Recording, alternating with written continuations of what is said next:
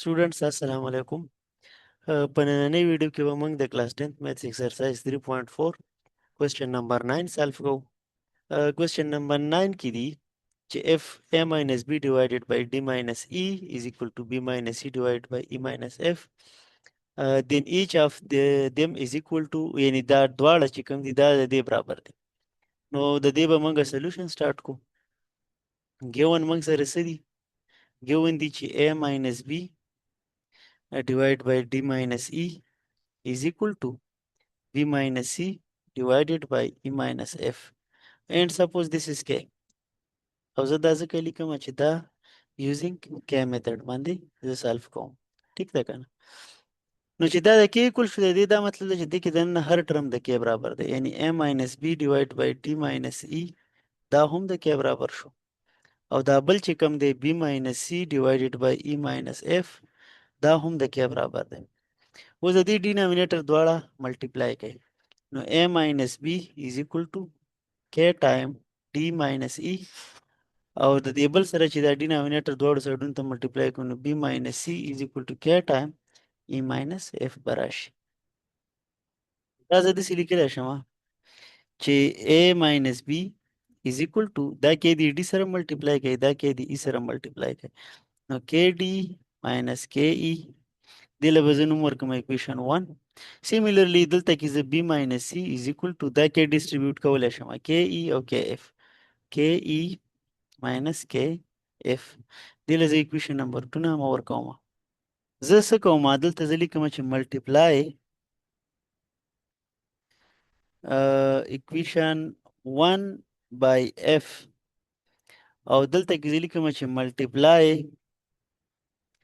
equation 2 by d.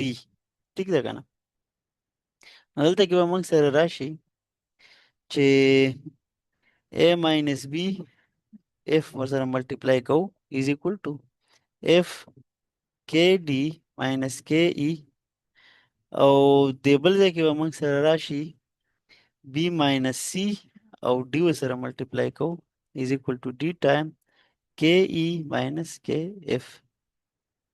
چې اوس به دا دواړه اکویشن موږ ایډ کوو، لیفت سایډ د دې او دا لیفت سایډ به پلس کو، نو f time a minus b plus d time b minus c is equal to د دې رائټ سایډونه به پلس کو، دا سایډ او دا سایډ، یعنی f time kd minus ke او بیا به پلس کو d time ke minus kf. دلته کې که تاسو سوچ وکئ kdf پلس او ماینس دا به کینسل شي، او دلته کې به زه ولیکم چې ملټیپلای دا ټول چې کوم اکویشن موږ سره پاتې کیږي بای ماینس 1، موږ سره راشي ماینس اف بی، دا به پازیټیو اف بی شي، دا به نیگیټیو اف ای شي. سیمیلرلی دا ډي سی چې کوم دی دا به پازیټیو شي، او دا ډي چې کوم پازیټیو دی دا به نیگیټیو شي. ډي بی از اکول ټو دا به پازیټیو شي کې اف ای، او دا بل به نیگیټیو شي کې ډي ای.